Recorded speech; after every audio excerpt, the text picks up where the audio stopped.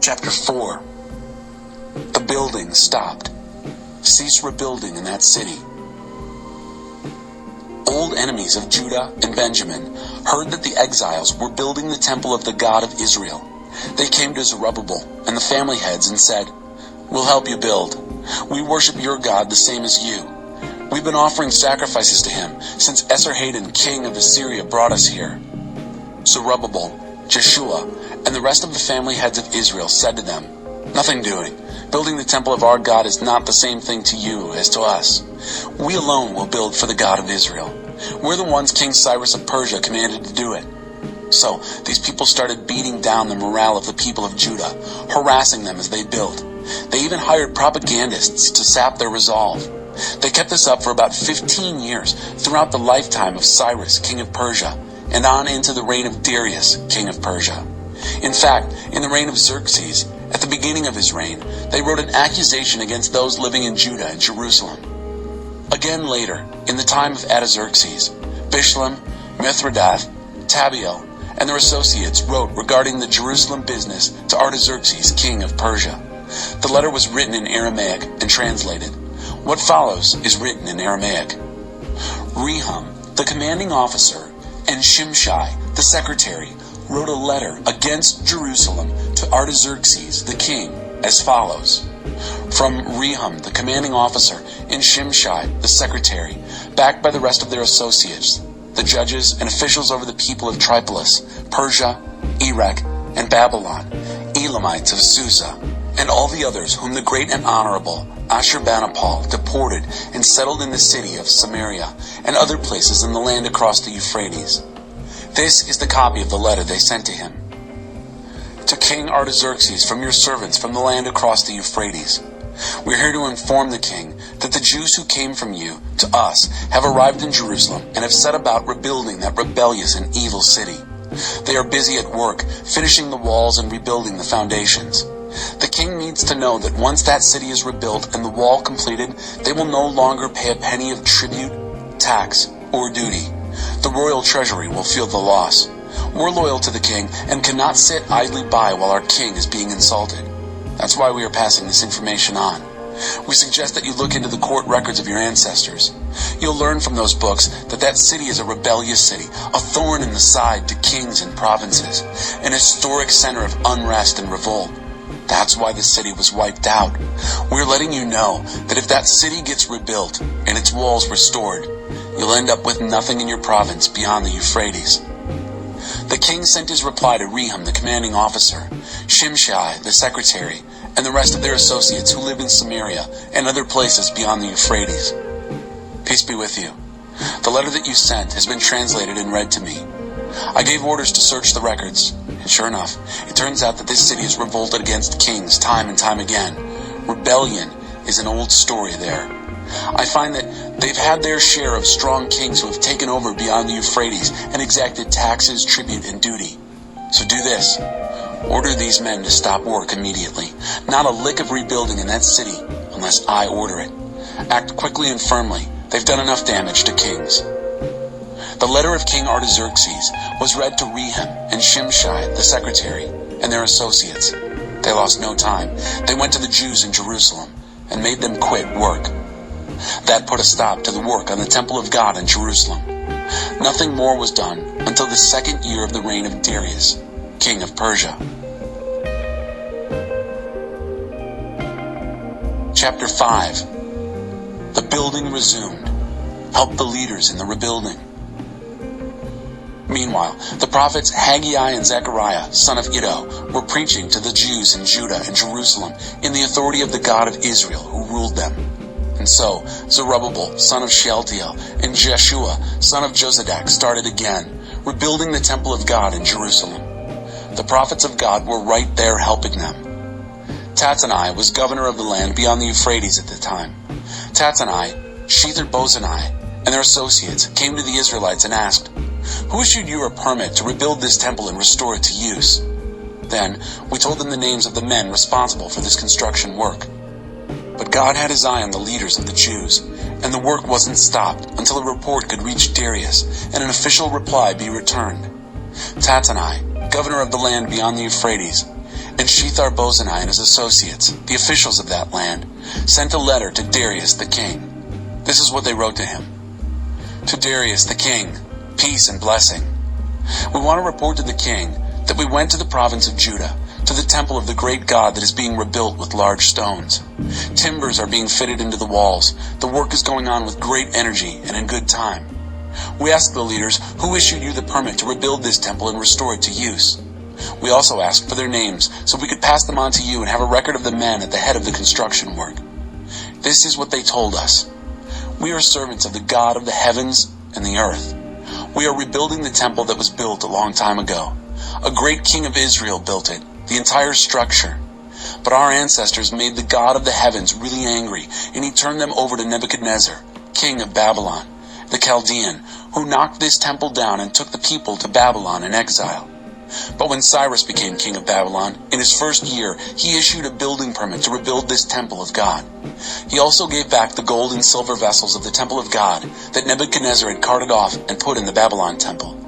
Cyrus the king removed them from the temple of Babylon and turned them over to Sheshbazzar, the man he had appointed governor.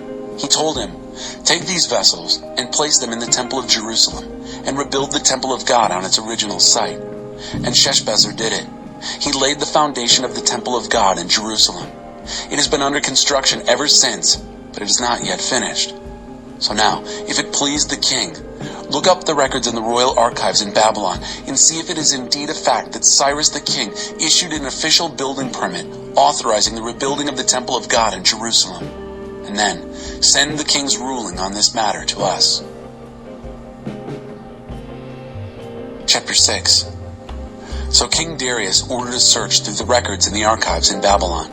Eventually, a scroll was turned up in the fortress of Ecbatana, over in the province of Media, with this writing on it. Memorandum. In his first year as king, Cyrus issued an official decree regarding the temple of God in Jerusalem, as follows. The temple where sacrifices are offered is to be rebuilt on new foundations. It is to be 90 feet high and 90 feet wide, with 3 courses of large stones topped with 1 course of timber. The cost is to be paid from the royal bank. The gold and silver vessels from the temple of God that Nebuchadnezzar carried to Babylon are to be returned to the temple at Jerusalem, each to its proper place. Place them in the temple of God. Now listen, Tattenai, governor of the land beyond the Euphrates, Shethar-bozenai, associates, and all officials of that land.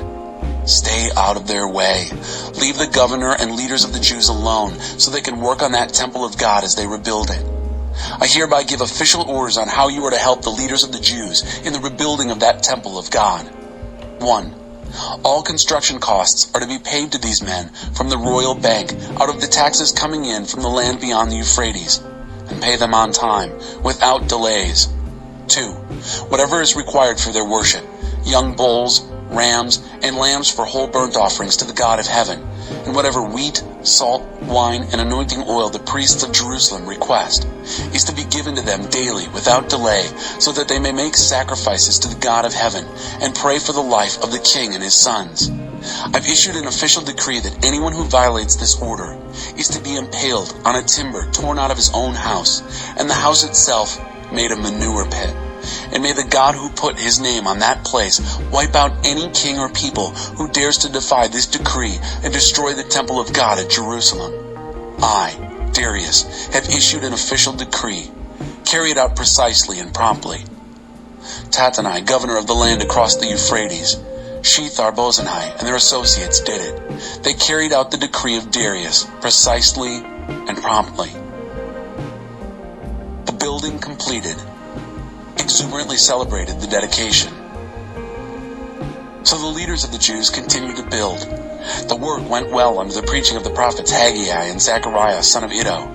They completed the rebuilding under orders of the God of Israel and authorization by Cyrus, Darius, and Artaxerxes, kings of Persia. The temple was completed on the 3rd day of the month Adar, in the 6th year of the reign of King Darius. And then the Israelites celebrated. Priests, Levites, every last exile exuberantly celebrated the dedication of the temple of God. At the dedication of this temple of God, they sacrificed 100 bulls, 200 rams, and 400 lambs. And, as an absolution offering for all Israel, 12 he-goats, one for each of the 12 tribes of Israel. They placed the priests in their divisions and the Levites in their places for the service of God at Jerusalem, all as written out in the book of Moses. On the 14th day of the first month, the exiles celebrated the Passover. All the priests and Levites had purified themselves, all, no exceptions. They were all ritually clean.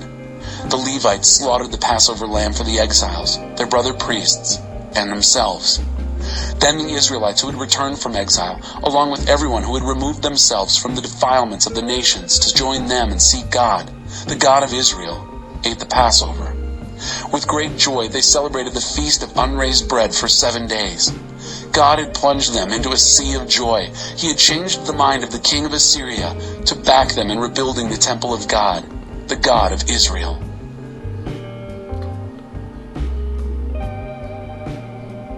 Chapter 7. Ezra arrives. After all this, Ezra. It was during the reign of Artaxerxes, king of Persia. Ezra was the son of Sariah, son of Azariah, son of Hilkiah, son of Shallum, son of Zadok, son of Ahitub, son of Amariah, son of Azariah, son of Moriath, son of Zariah, son of Uzai, son of Buckai, son of Abishua, son of Phinehas, son of Eleazar, son of Aaron the high priest. That's Ezra. He arrived from Babylon, a scholar well practiced in the revelation of Moses that the God of Israel had given. Because God's hand was on Ezra, the king gave him everything he asked for. Some of the Israelites, priests, Levites, singers, temple security guards, and temple slaves went with him to Jerusalem. It was in the 7th year of Artaxerxes the king. They arrived at Jerusalem in the 5th month of the 7th year of the king's reign. Ezra had scheduled their departure from Babylon on the 1st day of the 1st month. They arrived in Jerusalem on the 1st day of the 5th month under the generous guidance of his God. Ezra had committed himself to studying the revelation of God, to living it, and to teaching Israel to live its truths and ways. What follows is the letter that King Artaxerxes gave Ezra, priest and scholar, expert in matters involving the truths and ways of God concerning Israel. Artaxerxes, king of kings, to Ezra the priest, a scholar of the teaching of the God of heaven. Peace. I hereby decree that any of the people of Israel living in my kingdom who want to go to Jerusalem, including their priests and Levites, may go with you. You are being sent by the king and his 7 advisors to carry out an investigation of Judah and Jerusalem in relation to the teaching of your God that you are carrying with you. You are also authorized to take the silver and gold that the king and his advisors are giving for the God of Israel, whose residence is in Jerusalem, along with all the silver and gold that has been collected from the generously donated offerings all over Babylon, including that from the people and the priests for the temple of their God in Jerusalem. Use this money carefully to buy bulls, rams, lambs, and the ingredients for grain offerings and drink offerings, and then offer them on the altar of the temple of your God in Jerusalem. You are free to use whatever is left over from the silver and gold for what you and your brothers decide is in keeping with the will of your God. Deliver to the God of Jerusalem the vessels given to you for the services of worship in the temple of your God. Whatever else you need for the temple of your God, you may pay for out of the royal bank. I, Artaxerxes the king, have formally authorized and ordered all the treasures of the land across the Euphrates to give Ezra the priest, scholar of the teaching of the God of heaven, the full amount of whatever he asks for, up to 100 talents of silver, 650 bushels of wheat, and 607 gallons each of wine and olive oil. There is no limit on the salt. Everything the God of heaven requires for the temple of God must be given without hesitation. Why would the king and his sons risk stirring up his wrath? Also, let it be clear that no one is permitted to impose tribute, tax, or duty on any priest, Levite, singer, temple security guard, temple servant, or any other worker connected with the temple of God. I authorize you, Ezra, exercising the wisdom of God that you have in your hands, to appoint magistrates and judges so they can administer justice among all the people of the land across the Euphrates who live by the teaching of your God. Anyone who does not know the teaching, you teach them. Anyone who does not obey the teaching of your God and the king must be tried and sentenced at once. Death, banishment, a fine, prison, whatever. Ezra. I was ready to go. Blessed be God, the God of our fathers, who put it in the mind of the king to beautify the temple of God in Jerusalem. Not only that, he caused the king and all his advisors and influential officials actually to like me and back me. My God was on my side, and I was ready to go. And I organized all the leaders of Israel to go with me.